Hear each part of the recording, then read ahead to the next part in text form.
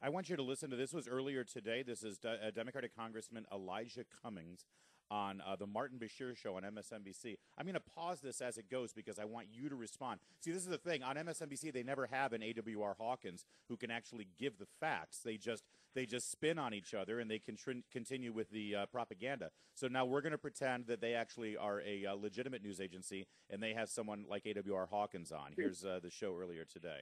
And it's not just the president, sir, is it, who's suffered personal attacks? You were at the testimony of Attorney General Eric Holder, where Republicans accused him of conducting a cover-up related to the controversial Fast and Furious program.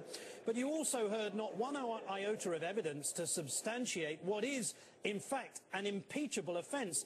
Has the Fast and Furious investigation now turned into yet another partisan witch hunt? All right. Well, AWR Hawkins, was there any iota of evidence to suggest that Eric Holder or anyone at the Department of Justice was involved in a cover-up with Fast and Furious?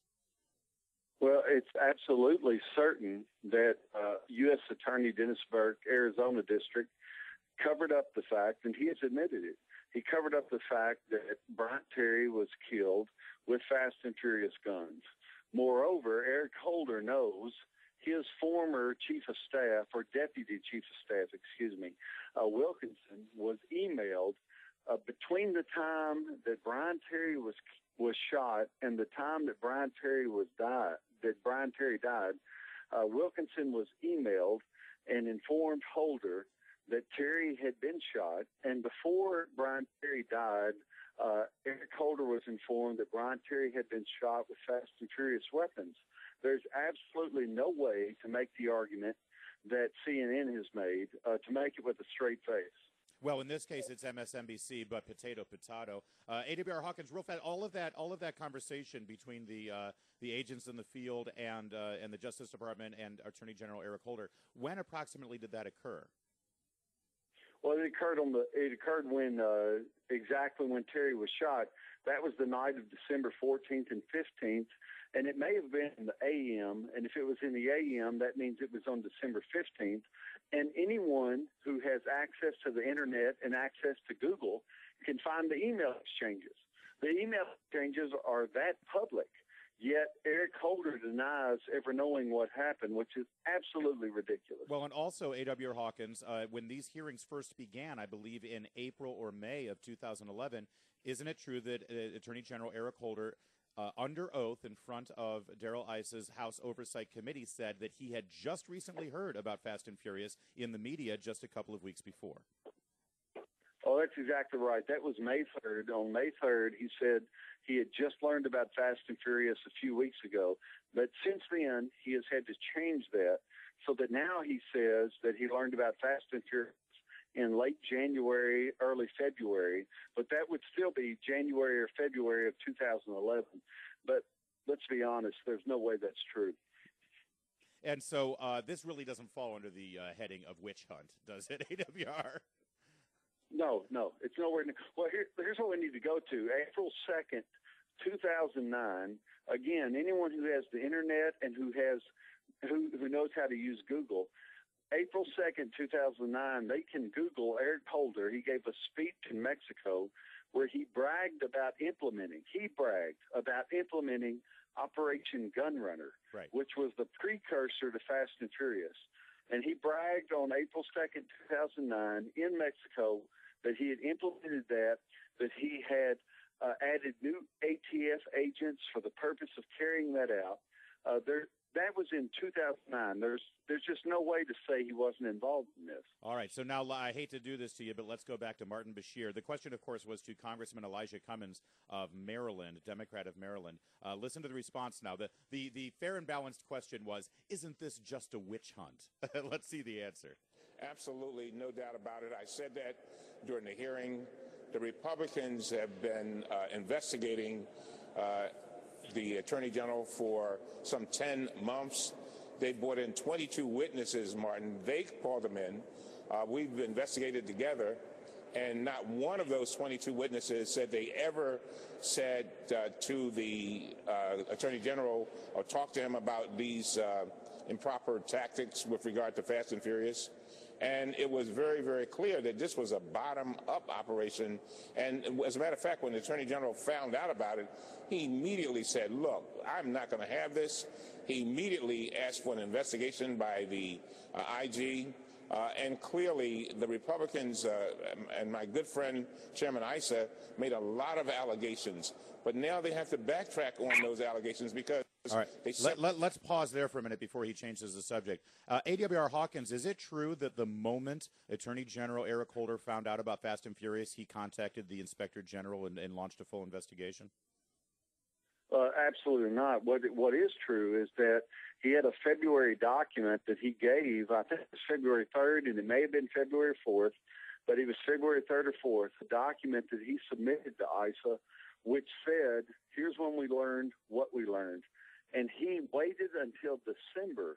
He submitted that February 3rd or 4th of 2011. He waited till December of 2011 to retract it and say that document is not accurate. So what he did in February is submitted a document that said, I didn't know anything about gun running. I didn't know anything about Fast and Furious, so on and so forth.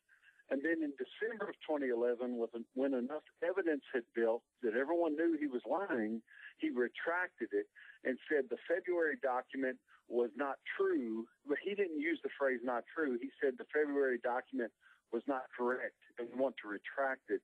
So Cummings, I followed Cummings in the hearing somewhat and listened to him. Cummings' big concern is that he wants to push for more gun control.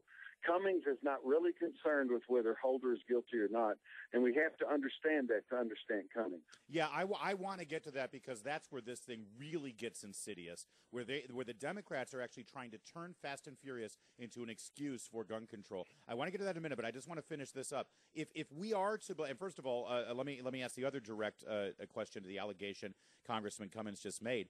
He suggested that of all the witnesses over the last 10 months the Republicans have called on this committee, not one of them has testified that the Attorney General in some way knew about Fast and Furious. Is that the case? Well, I wouldn't know the answer to that. What I would know the answer to is that nothing would happen under Eric Holder without Eric Holder's knowledge. I mean, it's just how it works. It's like Congressman Burkle said when she spoke yesterday. You know, Eric Holder is the head of DOJ, so anything that happens under the umbrella of DOJ happens under Eric Holder. She put it perfectly when she said that. And Operation Fast and Furious was not something that happened for a day.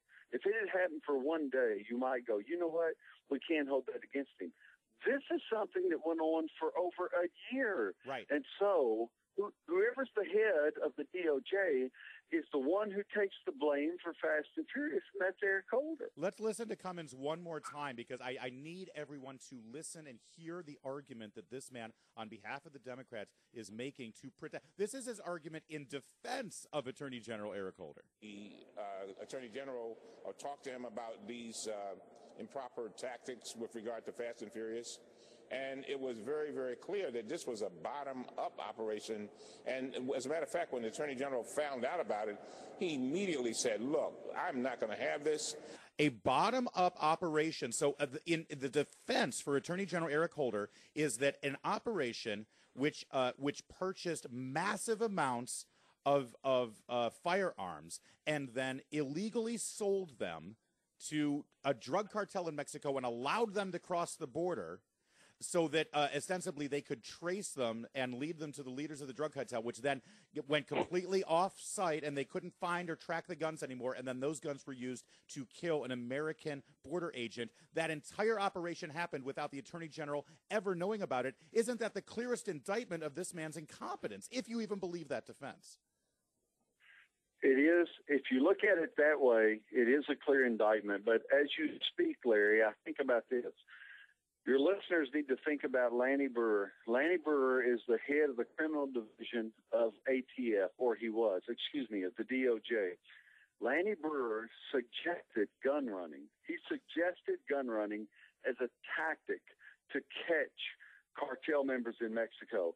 He is a member of the DOJ, not just a member. He is the head of the criminal division under Holder. He suggested that's a good tactic. Not only that, But you have agents on the ground, such as John Dotson, D-O-D-S-O-N. John Dotson said that he and other agents, when told from above them, not below them, but from above them, when told in Phoenix, listen, these guns are going to be sold, look the other way. Dotson said he refused to look the other way, and they told him, you either look the other way or basically you lose your job. That is a top-down situation. Yeah. Whether you look at Lanny Brewer or whether you look at John Dotson, what Cummins is saying is completely ridiculous. Yeah, it sure is. And listen, and one last soundbite here, and then we'll go to the gun control issue. This is how Martin Bashir ends the interview. Indeed. And once again, the reputation of Congress is soiled. Congressman Elijah Cummings, thank you, sir, for joining us this afternoon. Thank you, Mark.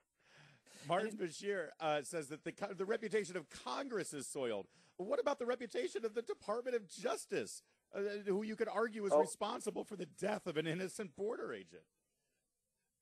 It's absolutely ridiculous. My opinion of Bashir is so low that I won't say it on air, but it's absolutely ridiculous that he would say what he said. It's all right. Hey, AWR, Andrew Breitbart was here the other night and called Martin Bashir a piece of human feces. So go, don't hold back. Although maybe I concur 100%. We can leave it to the boss for that kind of stuff. All right, so let's get to the Democrats' agenda here. It sounds like the height of hubris, but they're actually trying to take Fast and Furious as an example as to why we need tighter gun control.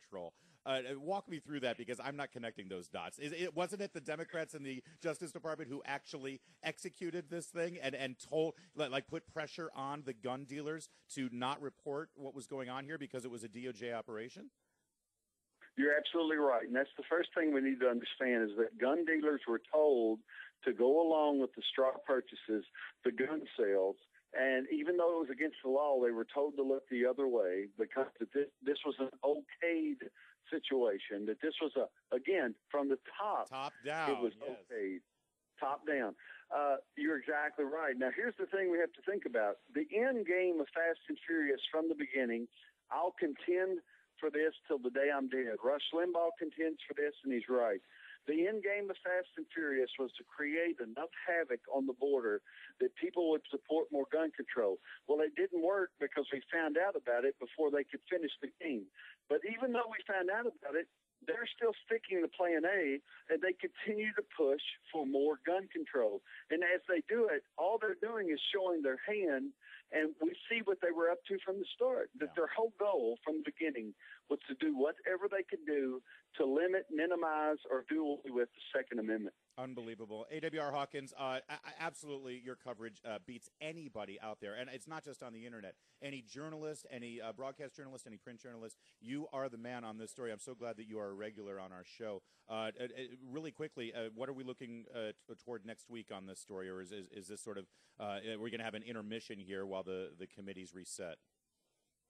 No, we're going to have an intermission this weekend at some point. I've got an article coming up which actually deals with your latter question. I'm going to look at the fact that the end game to start with was gun control, and even though Fast and Furious failed, the end game is still gun control. I'm going to look at that.